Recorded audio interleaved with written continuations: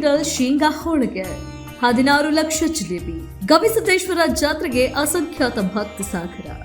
ದಕ್ಷಿಣ ಭಾರತದ ಮಹಾಕುಂಭ ಮೇಳವೆಂದೇ ಪ್ರಸಿದ್ಧಿ ಪಡೆದಿರುವ ಕೊಪ್ಪಳದ ಗವಿಸಿದ್ದೇಶ್ವರ ಜಾತ್ರೆಗೆ ಅದ್ದೂರಿ ಚಾಲನೆ ಸಿಕ್ಕಿದೆ. 15 ದಿನಗಳ ಕಾಲ ನಡೆಯುವ ಮಹಾಜಾತ್ರಾ ಮಹೋತ್ಸವಕ್ಕೆ ಅಸಂಖ್ಯಾತ ಭಕ್ತ ಸಾಗರ ಹರಿದು ಬರುತ್ತಿದೆ. ಕೊಪ್ಪಳದ ಆರಾಧ್ಯ ದೈವ ಗವಿಸಿದ್ದೇಶ್ವರ ಮಠದ ಜಾತ್ರೆಯ ಮಹಾರಥೋತ್ಸವಕ್ಕೆ ಅದ್ದೂರಿ ಚಾಲನೆ. ಜಾತಿ ಭೇದ ಭಾವವಿಲ್ಲದೆ ಲಕ್ಷಾಂತರ ಭಕ್ತರು ಗವಿಸಿದ್ದೇಶ್ವರ ಸ್ವಾಮಿ ಜಾತ್ರೆಯಲ್ಲಿ ಭಾಗಿಯಾಗಿ ಕೃತಾರ್ಥರಾದರು. ಇದು ಬರೀ ಜಾತ್ರೆಯಲ್ಲ, ಜಾಗೃತಿ ಜಾತ್ರೆಗಳ ಮೂಲಕ ಜನರ ಬದುಕಿನಲ್ಲಿ ಪರಿವರ್ತನೆ ತಂದ ಯಾತ್ರೆ ಅನ್ನೋದೇ ಇದರ ವಿಶೇಷತೆ. ಎಲ್ಲೇ ನೋಡಿದ್ರೂ ಜನವೋ ಜನ, ಸೂಜಿ ಮನೆಯಷ್ಟು ಜಾಗವಿಲ್ಲದಷ್ಟು ಕಿಕ್ಕಿರಿದು ಸೇರಿರುವ ಭಕ್ತರು.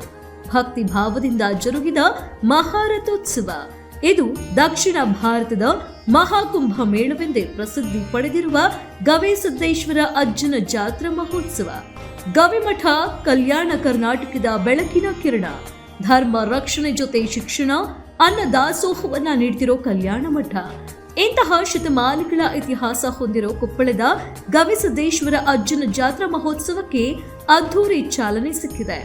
ಮೇಘಾಲಯ ರಾಜ್ಯದ ಹಾಲಿ ರಾಜ್ಯಪಾಲ, ಕರ್ನಾಟಕದವರೇ ಆಗಿರೋ CH ವಿಜಯಶಂಕರ್ ವಿಶೇಷ ಅತಿಥಿಗಳಾಗಿ ಬಂದು ರಥೋತ್ಸವಕ್ಕೆ ಚಾಲನೆ ಕೊಟ್ಟಿದ್ದಾರೆ.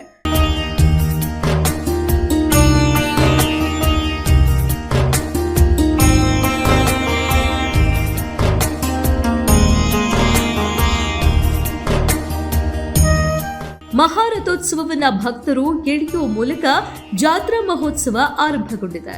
ಇನ್ನು ಮನುಕುಲದ ಉದ್ಧಾರಕ್ಕೆ ಪೂರಕವಾಗುವ ಯೋಜನೆಗಳನ್ನ ಅನುಷ್ಠಾನಕ್ಕೆ ತರೋ ಯಾತ್ರೆಯೇ ಈ ಜಾತ್ರೆ.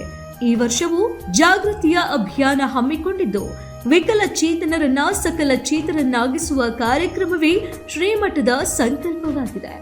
ಜಾತ್ರೆಗೆ ಲಕ್ಷಾಂತರ ಭಕ್ತರು ಆಗಮಿಸಿದ್ರು. ಭಕ್ತರಿಗಾಗಿ ಮಹಾಪ್ರಸಾದವೇ ಸಿದ್ಧವಾಗ್ತಿದೆ. ರೊಟ್ಟಿ, ಹೋಳಿಗೆ, ಚಟ್ನಿ, 20 ಲಕ್ಷಕ್ಕೂ ಹೆಚ್ಚು ಸಜ್ಜಿ, 50 ಕ್ವಿಂಟಲ್ ಶೇಂಗಾ ಹೋಳಿಗೆಯನ್ನ ಈಗಾಗಲೇ ಭಕ್ತರು ಮಠಕ್ಕೆ ಸಲ್ಲಿಸಿದ್ದಾರೆ.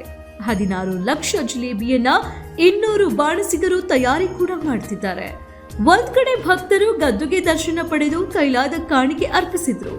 ಮತ್ತೊಂದೆಡೆ ಅಂಧ ವಿದ್ಯಾರ್ಥಿನಿಯರು ಅದ್ಭುತವಾಗಿ ಮಲ್ಲಗಂಬ ಪ್ರದರ್ಶಿಸಿದ್ರು.